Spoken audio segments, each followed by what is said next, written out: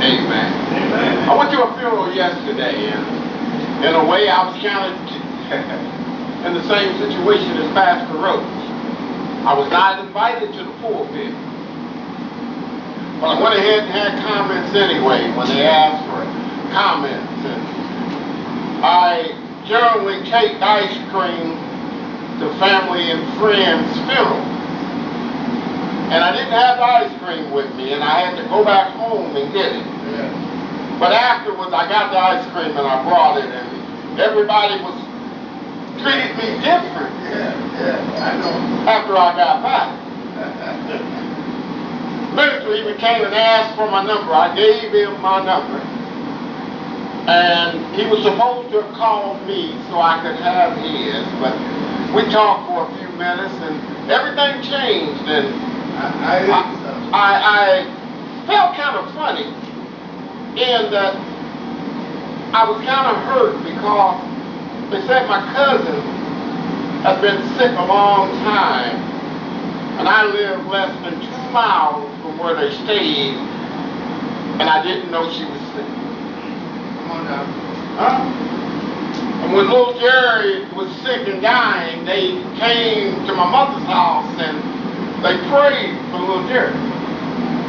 So I was kind of upset. I was upset at myself because I did not know. And one of the hardest things is when a relative or somebody in your family is sick and you don't know. And it's real ironic because as I was talking to the minister, I brought up something. I said, you know, family is important to God. That's right. It's so important to God that He started almost each one of the Gospels start with what? The lineage of Christ. Oh, y'all don't hear me. I'm going to move on because we're short for time today. We're short for time. They're short. But, you know, I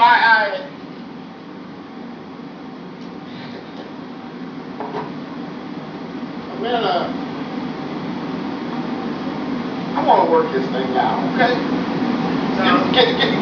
Give me just a little time. Take your time, please. Should we read for you? Yeah, go to the 59th chapter of Isaiah. If you don't mind,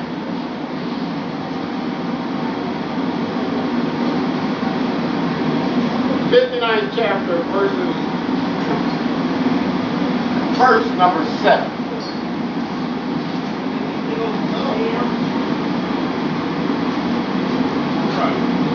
Isaiah, the 59th chapter, the 7th verse. Make it the 9th verse. The 9th verse. Isaiah 59:9. Therefore is judgment far from us, neither doth justice overtake us. We wait for light, but behold obscurity, for brightness, but we walk in darkness. I might preach today the light. Light. Hey, the light. The light. The light. Okay? You know, the Israelites had a lot of promises given unto them. Promises from God. Yes. But they were conditional promises. And the people had to live a certain way. All right. Huh? They had to do things the way that God had instructed them to do. And they were promised a Messiah. They were promised a Messiah. You hear what I'm saying? Now, this in the 59th chapter, if you'll notice, this is where God is telling through the prophet Isaiah, telling them that they haven't kept up their end of the bargain. It's telling them that they're living in sin. It's telling them that they're practicing all sorts of sins, and yet they feel that God's going to bless them anyhow. Huh? You know how it is. We even do it ourselves. We come out and we say, despite myself, God blesses me anyhow. Huh? Despite my wretchedness. That's shouting material right Oh, there. y'all don't hear me. Despite my wretchedness, God blesses me anyhow. Oh, y'all don't hear God. Y'all don't hear me. But there's going to come a point to when God is going to say, enough is enough. That's what he's telling Israel. Right there in that 59th chapter, he said, enough is enough. All right. Huh? I blessed you. But now, I'm going to judge you. You've been judged for what you've been doing and what you've done. Yes. Oh, y'all don't hear me. But you know, even despite that,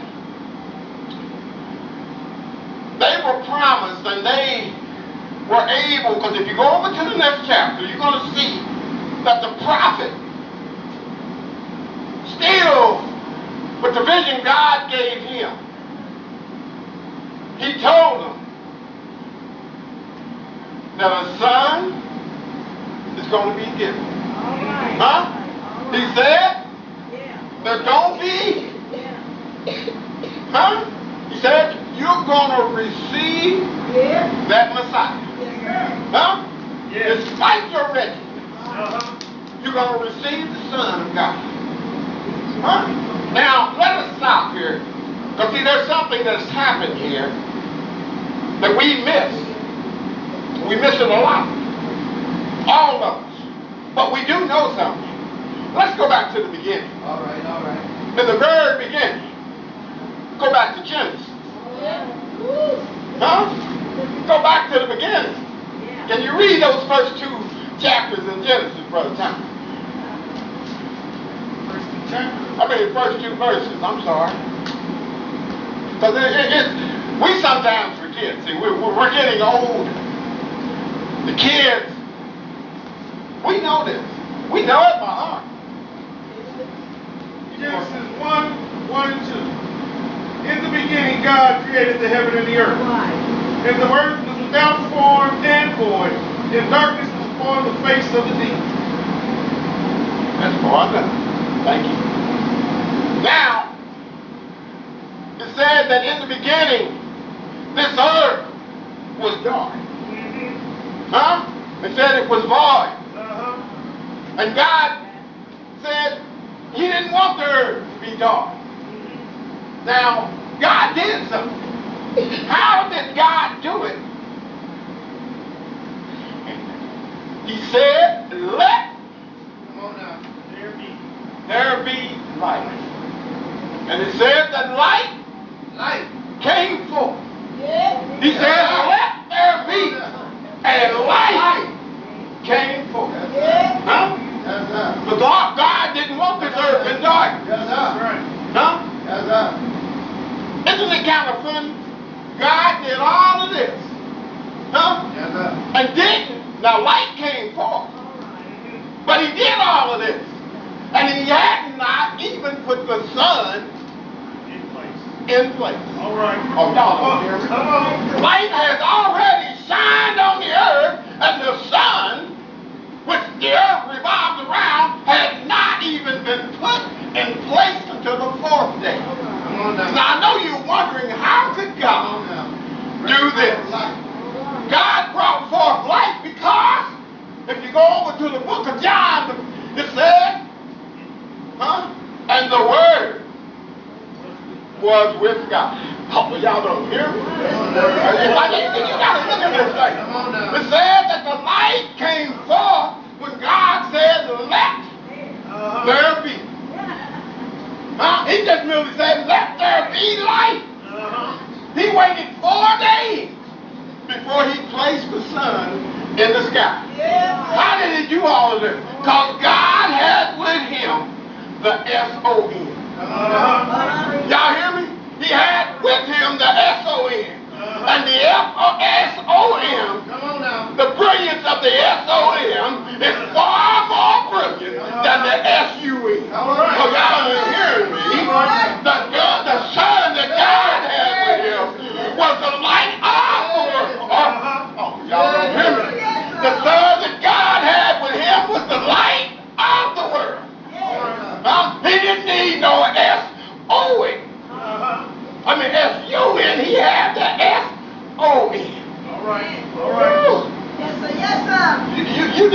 about this for a minute.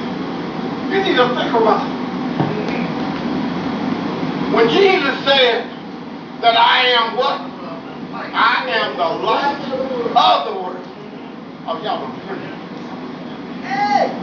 You know, we want God not to look or not to know about our sins. But God already knows about the sins that we commit. God already knows how we're living, the life we're living. But God gave us a way. Let us go back and see. Because if you remember, it's something that God said. Satan is doing his job, y'all. He's on the job all the time. Because Satan is in darkness. But wherever Jesus come in, Satan's got to flee. Y'all don't hear me? In the name of Jesus. In the very name of Jesus. You know, we as Christians, we sing a song, but that scripture told me something. That scripture said that we're looking for the light, but yet we're walking in spiritual darkness. We're in spiritual darkness because we don't want to keep our promise to God. Spiritual darkness. You talked about it this morning, Bishop. You talked about the spiritual darkness. And the wages of the spiritual darkness is what? It's death. We got to change the way that we live. We got to change the way and allow the light to come within us. We walk around all the time. I just want to show you and share with you something. You remember when Moses was on the backside of the desert and he went to God, and God told him to go down to Egypt and tell Pharaoh, Pharaoh, let my people go. And Moses looked to God, and Moses said, they're going to ask me, God, which God has sent you? And he said to Moses, tell him that I am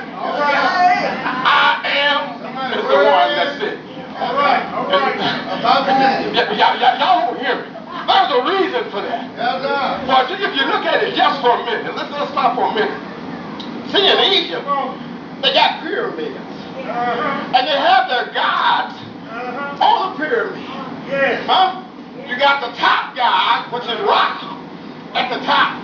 Then there's two gods under him. And then there's three gods under them. Then there's four gods under them. And then there's more gods. And it's 5 major gods, 9 major gods. And under those major gods, they got as many as 35,000 subordinates. Now, as you look down that pyramid, each one of them gods, now you got to pay attention to this. Each one of them gods gets strength from the God that is above them. That's why Moses asked him, well, which God shall I tell sent me? Because he was trying to tell them that each one of them gods had get power for the one that is beneath him. So God told him, I am has sent you. I am.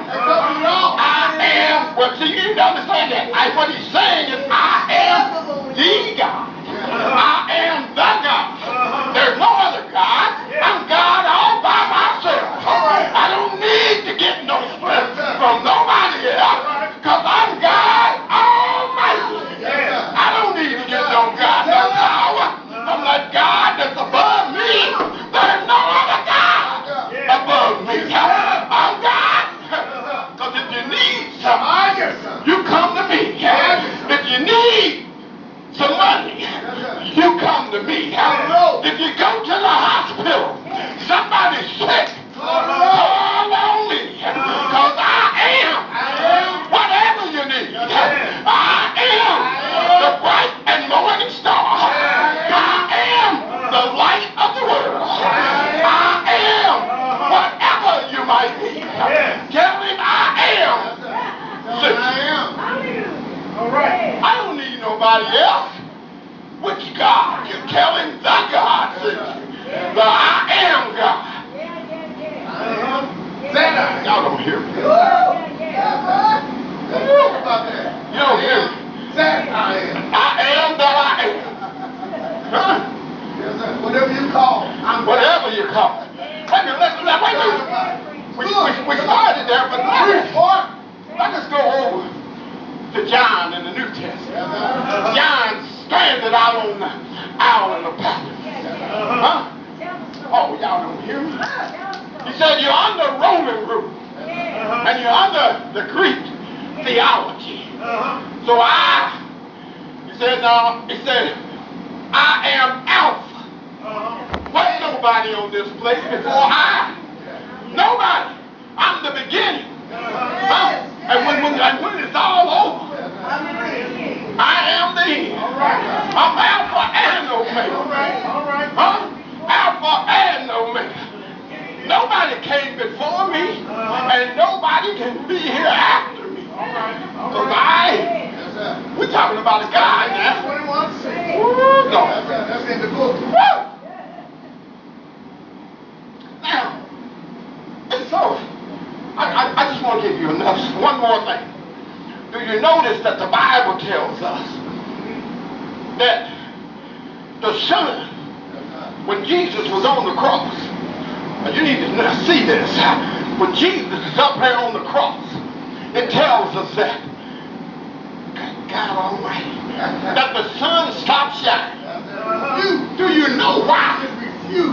Do you know why the sun could not shine? Because the sun had a reason for it.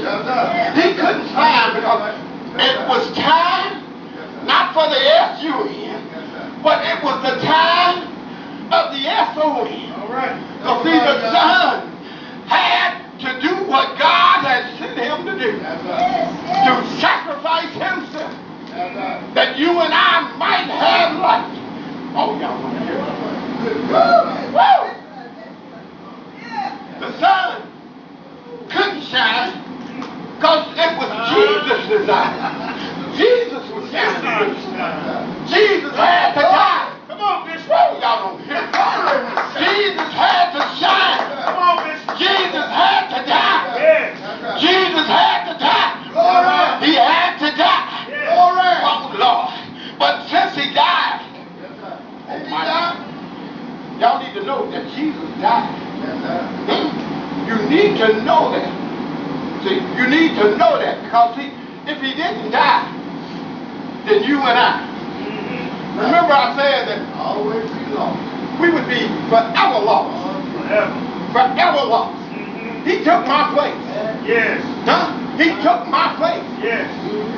Before I was even born, some 2,000 years before I was born, Jesus said, I'm going to die that he might live. Yes.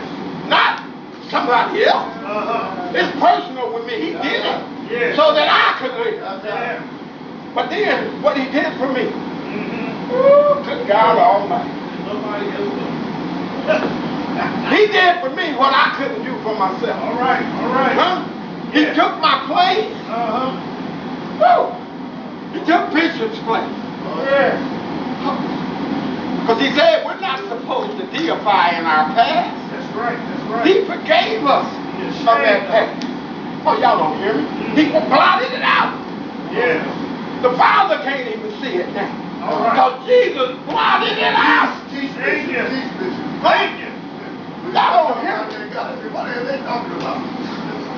Huh? He can't see it. Because Jesus took it away. Yes. Took it away. It don't exist no more. Why do we deify him? When Jesus done blotted it out, he done forgave us of our past. Y'all don't. That's shouting material right there. That's enough. Forgive me You better think of about my past. Thank you. His life or his brilliance. Let's look at this.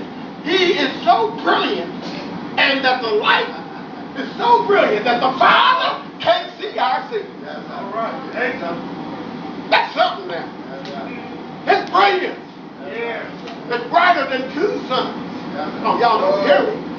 2 sons. His brilliance. The brilliance. This is brilliant. Just the brilliance of Christ. He's talking about his life. Woo, we talking about his life, his brilliance. Oh, Lord, y'all, we don't know when to shout. Yeah. We don't know when to cry. We don't know when to celebrate. We don't know. You know what happens to us? A Christian, I'm going to say this, has no business coming to church and somebody got to get you spiritually up. Yeah. That's right. That's right. You ought to be up from the time you get up. Amen. Because you didn't even get yourself up. You didn't get yourself up. That's all you got to do. Woo! Think of the goodness of Thank you, the goodness. good God. Oh, Lord Jesus. Yeah. Said I want to tell nobody. But I can't keep it to myself. A woman came and told me I'm going to use that analogy you gave today. I said, use it. That's right. Then she said, well, I didn't. I said, no, you use it. God don't give us something to keep inside. All right. You heard something you like, use it. Amen. And glorify God with it. Uh-huh. And if you think you can improve it, improve it. Yeah. Improve upon it.